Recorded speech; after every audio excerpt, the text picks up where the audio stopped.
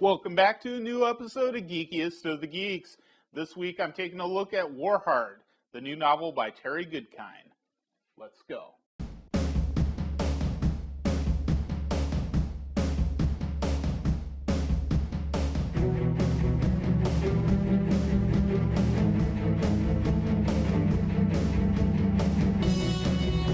Welcome to my own secret chamber in the Wizard's Keep. I am your host, Doug Croft. Today I'm talking about Warheart and the Sword of Truth series.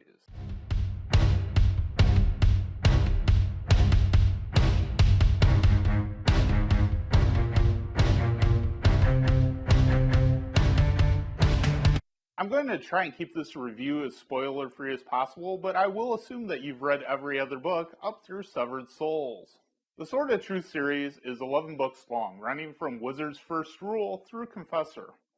There are currently 2 prequel books, First Confessor, The Legend of Magnus Yrus, and Dead of Bones. And Warheart is the 4th and final book in the post-Sword of Truth series. This has been a long journey with Richard and Kaelin, from where we started in Wizard's First Rule.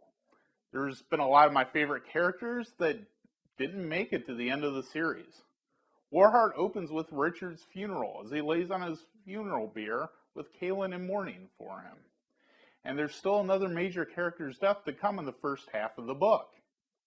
This story is much like Confessor in tone. Goodkind is plunging us inexorably to the conclusion of not only the book, but the series. Old friends are brought back at various points to say goodbye in a last hurrah. Some of the underlying mythology of the series is wrapped up, answering questions about the nature of Goodkind's world and prophecy. Other questions are left unanswered. The Temple of the Winds and the Library of Baracus are never revisited.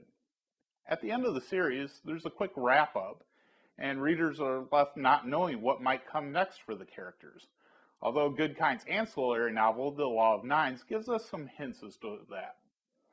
This is supposed to be the last Richard and Kaelin novel, but it feels as though the door is being left open for more should the author change his mind. The story feels less wrapped up at the end than Confessor was. This was not my favorite Goodkind novel, but it does wrap up the post-Sword of Truth plotline of Sulichan and Hanasark. We say a quick goodbye to a few old friends that make cameo appearances, and a few new friends are made along the way. But the story comes to a jolting halt at the end. It lacks the joyful ending that Confessor had. And as the author himself noted, if you wanted a happy ending, you should have stopped reading that Confessor. The reader's left to wonder not only what the characters in the book will do next, but what will Goodkind do next? For now, it's time for us to say our farewells until next week. Leave me a comment below telling me what you thought of the book when you're finished reading it. There are like and subscribe buttons in their designated spots. Links to our Facebook and Twitter pages are also below. Tune in next time to see me journey through the underworld to save the world of life.